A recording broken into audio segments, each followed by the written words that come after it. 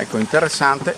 Adesso, mentre ci avvicinavamo qui a quello che è la forra delle Ale, ecco che adesso vi mostro subito.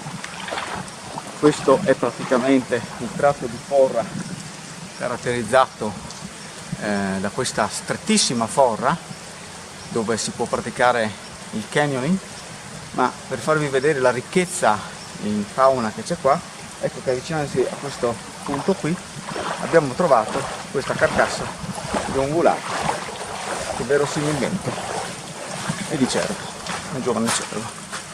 Eccolo qua. Probabilmente precipitato giù.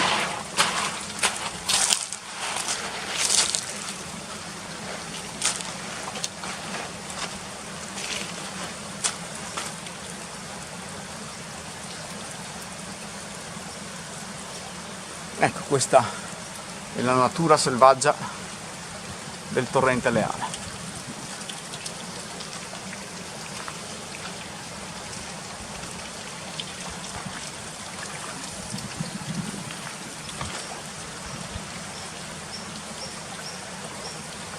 Questo uccellino che fa questo verso è il merlo acquaiolo.